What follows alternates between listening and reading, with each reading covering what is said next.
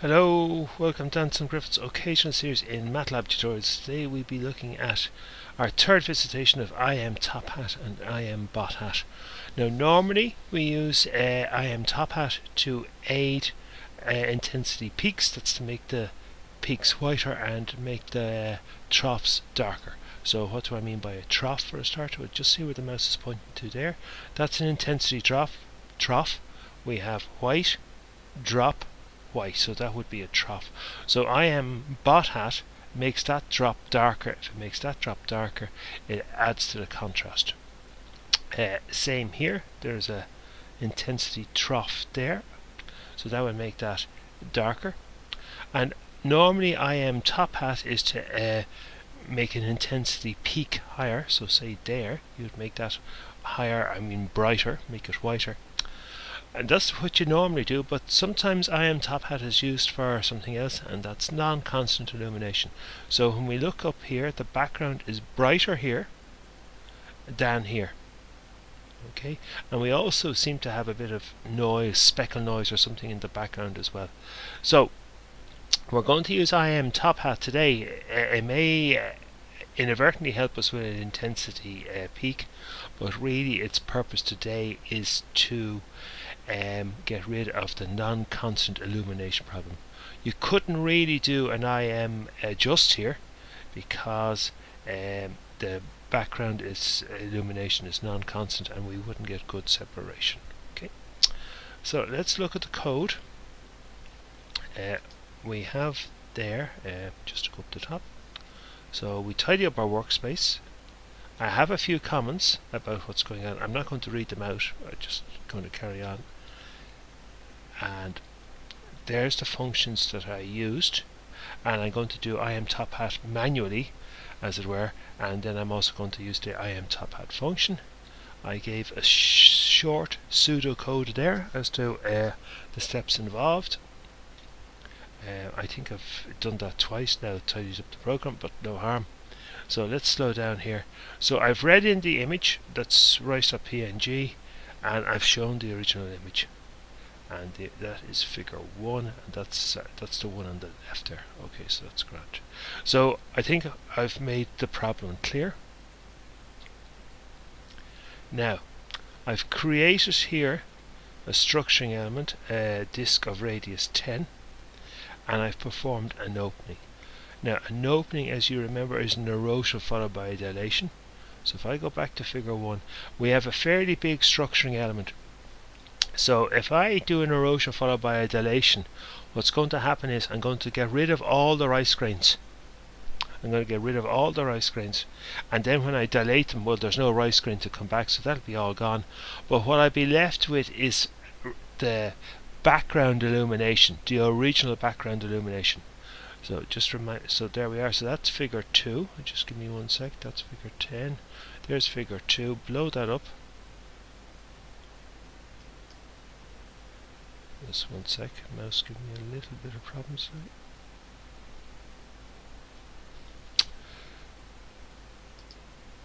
Okay, so that's the opened image, and you can see there that we've got just a background illumination. Up here, brightish background, down here, blackish background. So just minimize that ever so slightly. So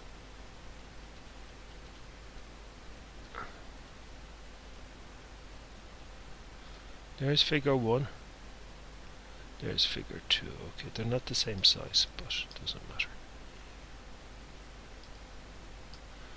So that's the figure on the left is the original, the figure on the right is the opened. So if I say figure 1 minus figure 2, that's what I just did there. So F2 is the original minus the top hat, and that'll give me figure 3. I just have to find that now. Sorry, I went by it.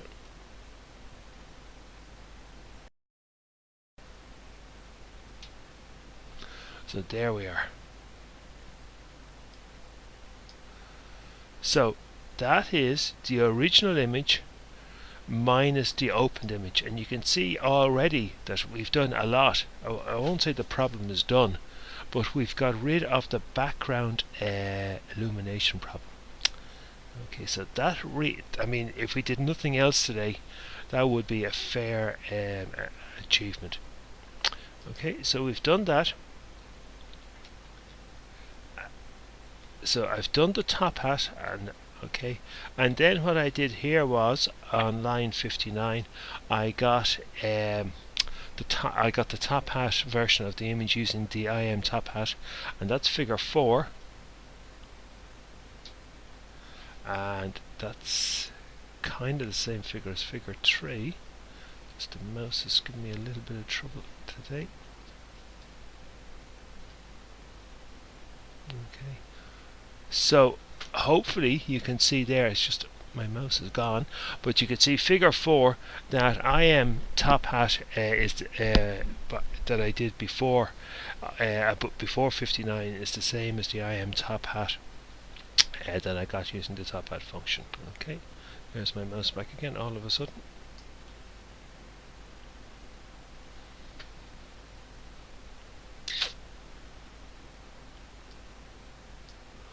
Okay, that's alright. Sorry for that interruption. So you can see there that we've got rid of the non-constant illumination, the variant illumination. Okay. So I did a little check on line 60 to 65 or 66 or whatever it is, just to check the way I did it before, the manual version. What do I mean by the manual version? The original minus the opened versus iImtophat. You see they are the same. Now here in iImtophat we're back to the normal way of using iImtophat, well, iImtophat. So we just want to find an intensity trough, and just to remind us, I have a much smaller structuring element here. The reason why I want a smaller one is I don't want a big one, because if I have a very big one I'd end up merging, say here we are, I'd end up merging those two rice grains, and that would be just a disaster. So what I want to do is a smallish structuring element, and I want to pick up the intensity trough there and in likewise places. So how did I do that?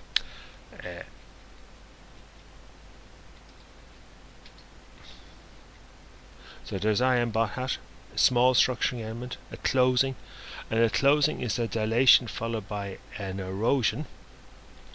So what does that look like? That's figure 5. Let's see, can I find that now? There we are.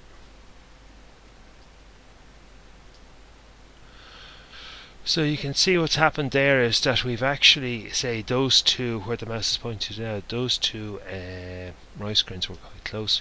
We did the dilation, they merged up, and then when we did the erosion we didn't separate them out. So really what we've said, that bright spot there, just with the centre of between those two rice grains, that's bright, but that really represents a trough. I know this sounds, but we found the trough there, and likewise say there, just with the mouse is the centre of that area there, that would be an intensity trough. So, but I know it's represented as white. So as you're probably guessing, you'll probably end up doing a subtraction later on. So we've done that, and now what we've said is figure 6 or 5, whichever, figure 6 say. So that's F4 minus F, so that's the closed image minus the original, and that is figure 6.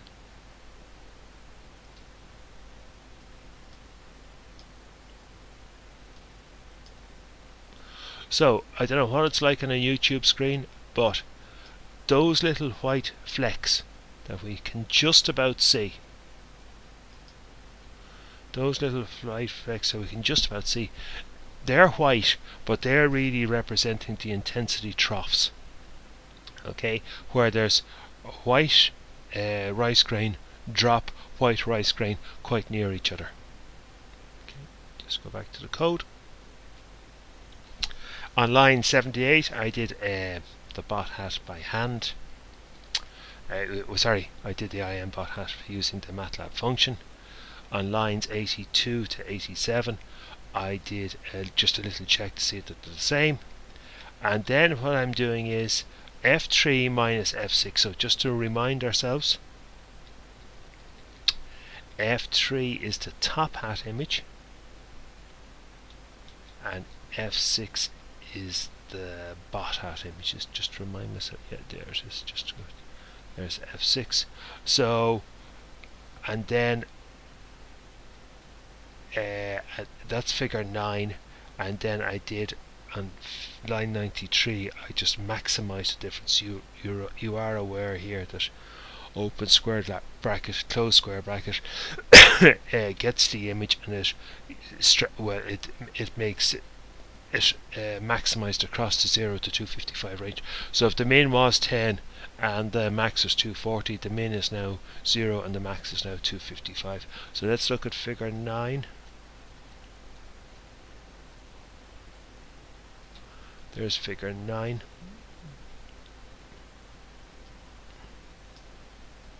And now let's look at figure 10, which we've seen already.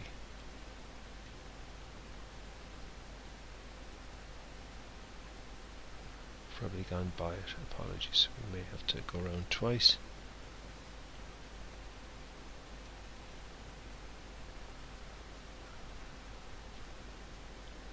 There's figure 10, okay. So they're the same image, but what we've done is we've just mapped the min to 0 and we've mapped the max to 255. Okay, they're not displayed at the same image size, but I think that's okay. Okay, thanks very much. Thanks for listening.